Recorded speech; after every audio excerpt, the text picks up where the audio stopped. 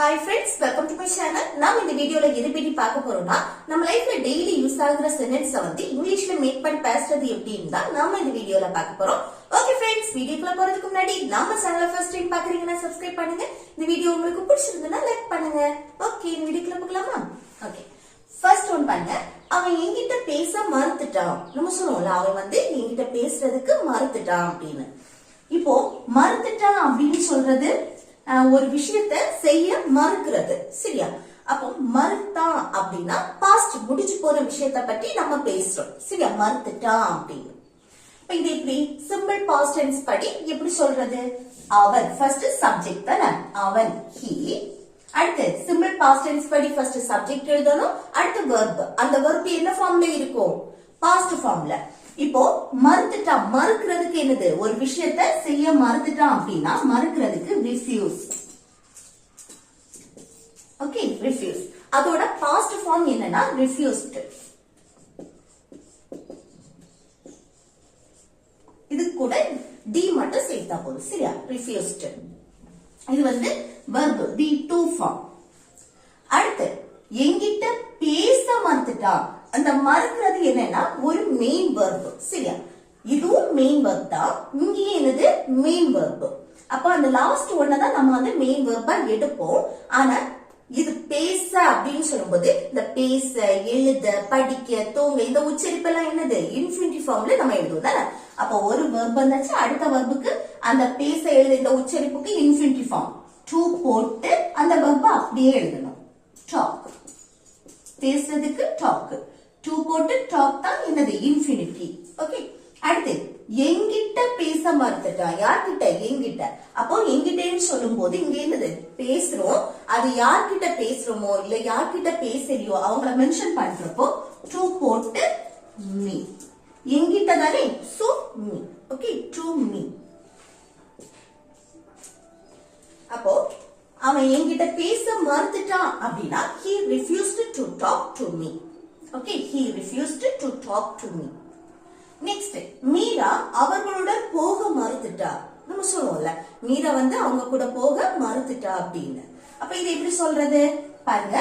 மறுத்துட்டாள், past முடிச்சு போற விஷயத்தை பத்தி தானே பேசுறோம். அப்போ ஃபர்ஸ்ட் என்ன? மீரா. சப்ஜெக்ட் என்ன? மீரா. அடுத்து என்னது? அவர்களுடன் போக மறுத்துட்டாள். மறுக்கக்கூடிய செயல், மறுக்கிறதுக்கு ரிஃப்யூஸ். அதோட பாஸ்ட் ரிஃப்யூஸ்ட். ஓகே, ரிஃப்யூஸ்ட். அடுத்து என்ன? இன்னொரு வெர்ப் வந்திருக்கு தானே, போக. அத வந்து இன்ஃபினிட்டிவ் ஃபார்ம்ல எழுதணும். அப்போ டு போட்டு போறதுக்கு இங்கிலீஷ்ல கோ, டு கோ, போக. ஓகே, அடுத்து அவர்களுடன்.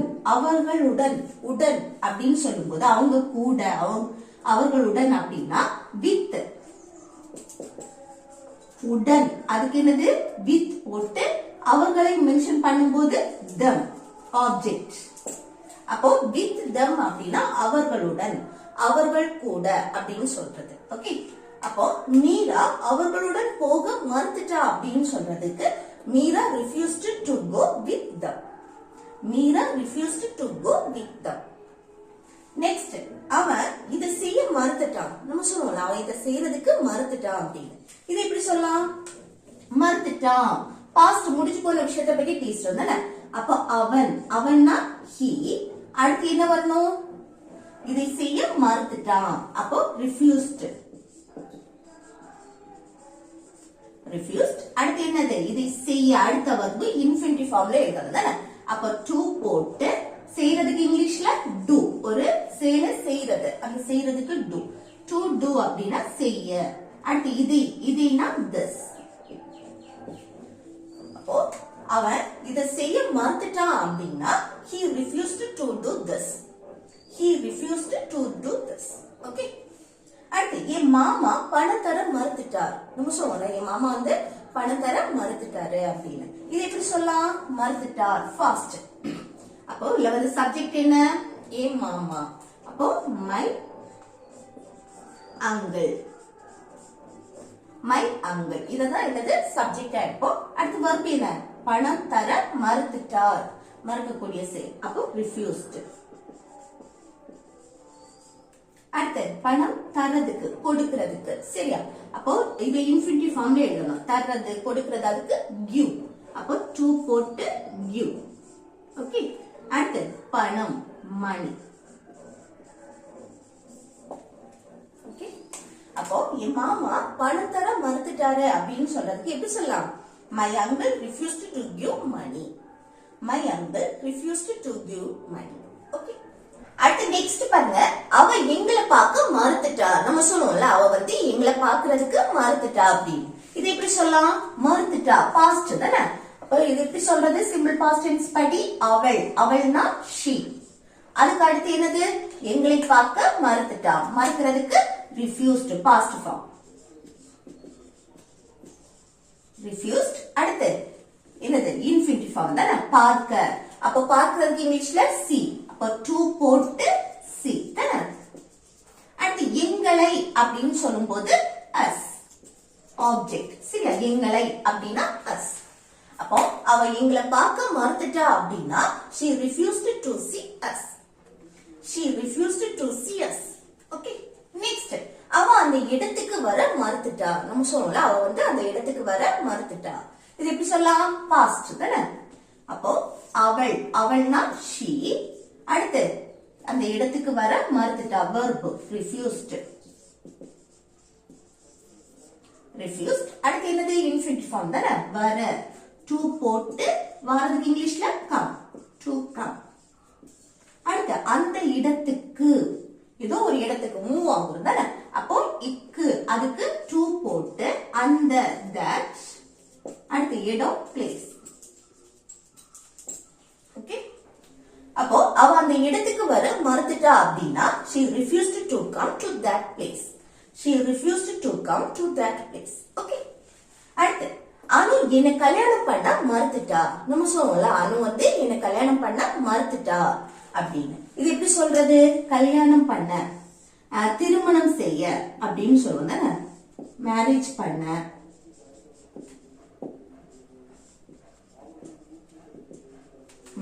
அனு வந்து என்ன திருமணம் செய்ய மறுத்துட்டா அப்படின்னு சொல்றது எப்படி சொல்றது? அனு சப்ஜெக்ட் தானே. அடுத்து என்ன? மறுத்துட்டா refused.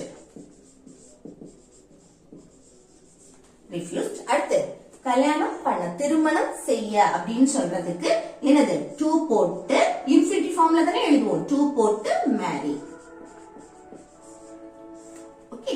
அடுத்து என்னை அப்படின்னா me. ஓகே. அப்போ அனு என்ன திருமணம் செய்ய மறுத்துட்டா, என்ன மேரேஜ் பண்ண மறுத்துட்டா அப்படின்னா அனு refused to marry me. Anu refused to marry me. அடுத்து எனக்காக வா. நம்ம சொல்லுவோம்ல, எனக்காக வா அப்படின்னு. ப்ளீஸ் எனக்காக வா அப்படின்னு சொல்லுவோமா. இது எப்படி சொல்றது? இல்ல வந்து சப்ஜெக்ட் இல்ல தானே. அப்ப verb தான் நம்ம ஃபர்ஸ்ட் எழுதுவோம். எனக்காக வா, வரக்கூடிய செயல். வாரதுக்கு இங்கிலீஷ்ல come. அப்ப எனக்காக, அந்த காக அதுக்கு for போட்டு என்னை தானே மென்ஷன் பண்றேன். so me. அப்போ எனக்காக அப்படின்னா for me. எனக்காகனா for me. அப்ப எனக்காக வா அப்படின்னா come for me. come for me. எனக்காக வா. எங்களுக்காக வா அப்படின்னு சொல்றது எப்படி சொல்லலாம்? எங்களுக்காக வா. அப்ப வாரதுக்கு இங்கிலீஷ்ல come. அப்ப எங்களுக்காக, அந்த காக அதுக்கு for போட்டுட்டு எங்களை மென்ஷன் பண்ணும்போது us தானே. அப்ப எங்களுக்காக அப்படின்னா for us. அப்ப எங்களுக்காக வானா come for us. come for us. Okay. அடுத்து நெக்ஸ்ட் பாருங்க, நீ எனக்காக வருவியா. நம்ம கேட்போம்ல, நீ எனக்காக வருவியா அப்படின்னு. ஃபியூச்சர் மெயின் பண்ணி நம்ம கேக்குறோம் தானே. எனக்காக வருவாயா அப்படின்னு கேக்குறது. ஓகே. வருவியா. அப்ப ஃபியூச்சர் மெயின் பண்ணி நம்ம क्वेश्चन கேக்குறோம்னா அது எப்படி? சிம்பிள் ஃபியூச்சர் டென்ஸ்ல கேட்போம் தானே. அப்ப சிம்பிள் ஃபியூச்சர் டென்ஸ்ல क्वेश्चन கேட்கும்போது அங்க என்ன யூஸ் பண்ணி கேட்கணும்? will யூஸ் பண்ணி. நம்ம ஃபியூச்சரை மெயின் பண்ணி நீங்க கேக்குறீங்கன்னா அங்க will யூஸ் பண்ணி क्वेश्चन கேட்போம். ஓகே. இப்போ நீ எனக்காக வருவியா, எனக்காக அங்க போவியா, இந்த மாதிரி நம்ம சொல்லுவோம்ல, எனக்காக இத செய்வியா, இப்படி நம்ம சொல்லும் போது அது என்னது? ஃபியூச்சரை மெயின் பண்ணி அந்த செயல் வந்து என்னது? இனிமேல் தான் நடக்க போகுது. அப்ப ஃபியூச்சரை மெயின் பண்ணி நம்ம क्वेश्चन கேட்கும் போது அங்க will யூஸ் பண்ணணும். சரியா. will போட்டுட்டு அடுத்து என்ன? சப்ஜெக்ட் நீ, நீனா you. அடுத்து verb என்ன எனக்காக வருவியா வரக்கூடிய செயல் வாரதுக்கு இங்கிலீஷ்ல come நீங்க ஃபியூச்சரை மெயின் பண்ணி கேட்டாலும் verb present ஃபார்ம்ல தான் இருக்கும் சரி அடுத்து என்ன எனக்காக அப்படினா for me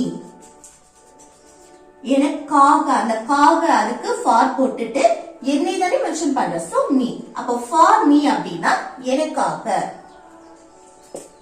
அப்போ நீ எனக்காக வருவியா அப்படினா will you come for me will you come for me okay next நான் உனக்காக வருவேன் நம்ம சொல்லுவோம்ல நான் உனக்காக வருவேன் அப்படினு இது எப்படி சொல்லலாம் வருவேன் ஃபியூச்சரை மெயின் பண்ணி நம்ம சொல்றோம் தானே நான் உனக்காக வருவேன் அப்போ ஃபியூச்சர் டென்ஸ் படி எப்படி எழுதணும் ஃபர்ஸ்ட் சப்ஜெக்ட் நான் क्वेश्चन கேக்கும் போதா நம்ம will ஃபர்ஸ்ட் எழுதிட்டு அடுத்து ரெண்டாவது வந்து சப்ஜெக்ட் எழுதுவோம் ஆனா நம்ம வந்து சாதா பாசிட்டிவ் ஸ்டேட்மென்ட் பேசுவோம்ல அப்ப நம்ம வந்து ஃபர்ஸ்ட் சப்ஜெக்ட் எழுதணும் அதுக்கு அடுத்து ரெண்டாவதா நம்ம will ஃபியூச்சரை மெயின் பண்ணி பேசுறதால ரெண்டாவதா என்னது will போடணும் அடுத்து என்னதுன்னா verb verb என்ன உனக்காக வருவேன் வரக்கூடிய செயல் வாரதுக்கு இங்கிலீஷ்ல come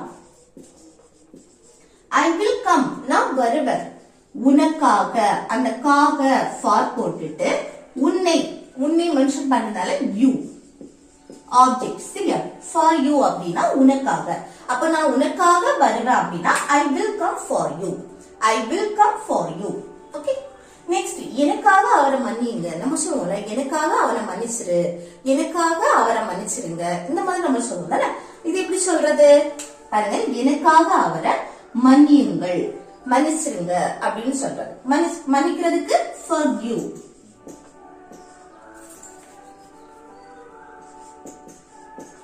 forgive சரியா forgive மன்னிக்கிறதுக்கு forgive அடுத்து அவரை மன்னியுங்க அப்போ forgive அவரைனா him forgive him okay எனக்காக அப்படின்னு சொல்லும்போது for me எனக்காகனா for me அப்ப எனக்காக அவரை மன்னியுங்க அப்படின்னா forgive him for me forgive him for me okay எனக்காக அவங்க கிட்ட கேளு நம்ம சொல்லுவோம்ல எனக்காக அவங்க கிட்ட கேளு அப்படின்னு இது எப்படி சொல்றது எனக்காக அவங்க கிட்ட கேளு கேட்கக்கூடிய செயல் verb தானே ஃபர்ஸ்ட் எழுதுவோம் கேக்குறதுக்கு இங்கிலீஷ்ல ask அடுத்து அவங்க கிட்ட கேளு அவங்க கிட்டனா him அப்ப ask him னா அவங்க கிட்ட கேளு எனக்காக அப்படினா for me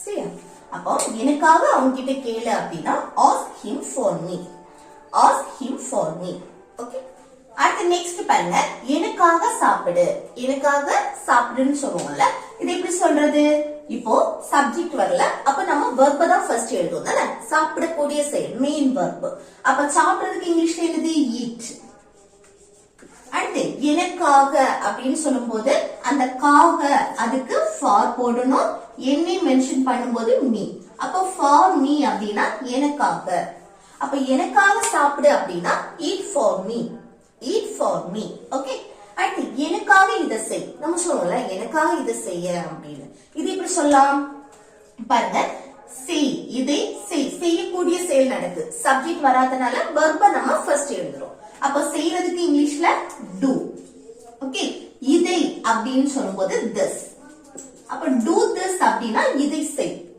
எனக்காக அப்படின்னா for me ஓகே அப்போ எனக்காக இதை செய் அப்படின்னா do this for me இது மீராவுக்காக இதை செய் நம்ம இங்க me மென்ஷன் பண்றோம் மீராவுக்காக ஓகே மீராவுக்காக இதை செய்ய அப்படின்னா இங்க என்ன வரும் do this for me அந்த மீக்கு பதில் இங்க என்ன வரும் மீரா ஓகே ஒரு நேம் நீங்க மென்ஷன் பண்றீங்கன்னா அந்த me him அந்த இதுக்கு பதில் ஆப்ஜெக்ட் பதில் நம்ம அந்த நேம் மென்ஷன் பண்ணலாம் அப்ப do this for மீரா அப்படின்னா மீராவுக்காக இதை செய் எனக்காக இதை செய்யனா do this for me அடுத்து எனக்காக அங்க போ நம்ம சொல்லுவோம்ல எனக்காக அங்க போயே அப்படின்னு இது எப்படி சொல்லலாம் நம்ம சப்ஜெக்ட் வரதுனால verb எது அங்க போகக்கூடிய செயல் போறதுக்கு இங்கிலீஷ்ல go அங்கனா there go there அப்படின்னா அங்க போ சரியா எனக்காக அப்படின்னா for me அப்ப எனக்காக அங்க போ அப்படின்னா go there for me go there for me. அடுத்து எனக்காக அதை மறந்துரு. நம்ம சொல்லுவோம்ல எனக்காக அதை மறந்துரு அப்படின்னு. இது எப்படி சொல்லலாம்? இதுல வந்து verb தான் first எழுதுவோம் தானே? மறக்கிறது, மறக்கக்கூடிய செயல். மறக்கிறதுக்கு இங்கிலீஷ்ல forget. forget. அடுத்து அதினா இட்டுன்னு சொல்லலாம் இல்ல தட்னு சொல்லிக்கலாம். சரியா? எனக்காக அப்படின்னா for me. ஓகே? அப்ப எனக்காக அதை மறந்துரு அப்படின்னா forget it for me. forget it for me. Okay? அடுத்து எனக்காக அவனை ஏற்றுக்கொள். நம்ம சொல்லுவோம்ல எனக்காக அவனை ஏற்றுக்கொள் அப்படின்னு. ஏற்றுக்கோ அப்படின்னு. அப்போ எனக்காக அவனை ஏற்றுக்கோ அப்படின்னு சொல்றதுக்கு அக்செப்ட் பண்ணு அப்படின்னு சொல்லுவோம். சரியா? ஏற்றுக்கொள் அப்படின்னா அக்செப்ட் பண்றது. அக்செப்ட். ஓகே? இத வந்து என்னது verb தான் ஃபர்ஸ்ட் எழுதிருப்போம். அக்செப்ட். அடுத்து அவனை அப்படின்னா him. ஓகே? அவனை ஏற்றுக்கொள், அவனை ஏற்றுக்கோ அப்படின்னு சொல்றதுக்கு அக்செப்ட் him. இது ஒரு நேம் நீங்க மென்ஷன் பண்றீங்க. கவினை ஏற்றுக்கொள் அப்படின்னு. அப்போ அக்செப்ட் கவி. ஓகே? இல்ல நேம் வரும். அக்செப்ட் கவி. அடுத்து எனக்காக அப்படின்னா for me. அப்போ எனக்காக அவனை ஏற்றுக்கோ அப்படின்னா accept him for me. accept him for me. Next எனக்காக மாறு. அவங்க கேரக்டரா இருக்கட்டும் எதா இருந்தாலும் எனக்காக போய் சேஞ்ச் பண்ண, உன் கேரக்டரை சேஞ்ச் பண்ணு, இந்த மாதிரி நம்ம சொல்லுவோம் தானே? அப்போ எனக்காக மாறு அப்படின்னா எப்படி சொல்றது? மாறு, மாறக்கூடிய செயல். மாறதுக்கு இங்கிலீஷ்ல சேஞ்ச். ஓகே? மாறதுக்கு இங்கிலீஷ்ல என்னது? சேஞ்ச். எனக்காக அப்படின்னு சொல்லும்போது for me. Okay, change for me. எனக்காக மாறு, change for me. அடுத்து எனக்காக சண்டை போடாத.